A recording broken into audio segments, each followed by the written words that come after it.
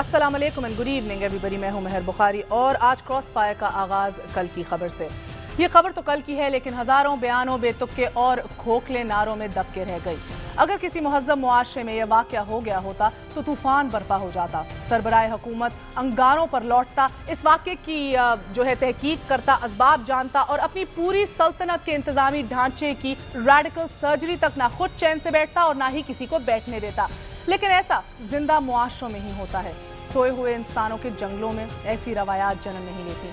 बदनसीबी की ये दास्तान 6 माह पहले शुरू हुई कि जिसका मरकजी किरदार खामोकी का एक ट्रक ड्राइवर मोहम्मद रमजान है। 6 माह कबल ये बेरोजगार हो गया।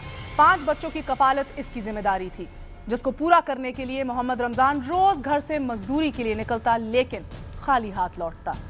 कल जब वो घर लौटा तो उसने अपने बच्चों को भूख से बिलखता और रोता पाया। कोशिश के बावजूद वो अपने बच्चों के लिए कुछ ना कर पाया था। जब उन्हें रोता देखा तो बर्दाश्त ना कर सका, कमरे में गया, गले में फंदा डाला और खुद को इन सारे दुखों से बहुत दूर ले गया। बहुत बुरा किया ना रमजान ने। इसका ये फेल ना शरन जायज है ना कानूनन। लेकिन वो भी क्या करता? क्या अर्जी लेकर वजीर आला के पास जाता या वजीर आजम के दौलत खाने पर दस्तक देता? क्या सुनवाई होती? क्या उसके अजाबों का कुछ इलाज होता? आप यकीनन इसका जवाब अपने दिल में ना महसूस कर रहे होंगे।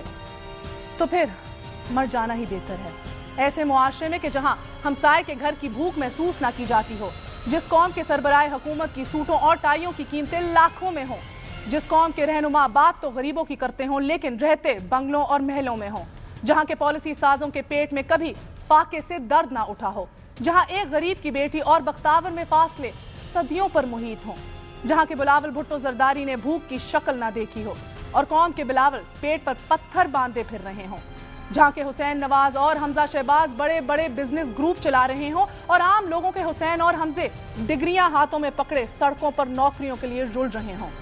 वहां ऐसा ही कुछ होता है। वहां लोग खानदानों समेत जहर खाकर मरते हैं और हुक्मरान चैन की नींद सोते हैं। नौकरों, चाकरों, सेक्रेटरियों और अफसरों की फौज रखने वाले हमारे वजीर आजम को क्या मालूम है कि वो जिस 18 करोड़ अवाम के वजीर आजम कहलाते हैं उनमें से 7 करोड़ लोग गुर्बत की लकीर से नीचे जिंदगी गुजार रहे हैं। इस कौम के 1 करोड़ 50 लाख बच्चे स्कूल जाने की उम्र में मजदूरी सिर्फ इसलिए करते हैं कि उनका बाप रमजान की तरह उम्मीद ना हार जाए। इस्लामी जमहूरिया पाकिस्तान के 6 करोड़ शहरी मुतवाजन खुराक खाने की गुंजाइश नहीं रखते। 3 करोड़ 60 लाख अफराद 40 रुपए में दिन गुजारते हैं।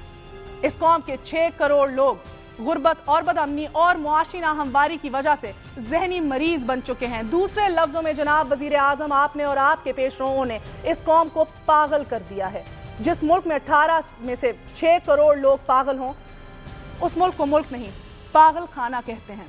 यूं लगता है कि पाकिस्तान को पागल खाना बनाने वालों के साथ पागलों जैसा सलूक करने का वक्त करीब से करीब तर आन पहुंचा है।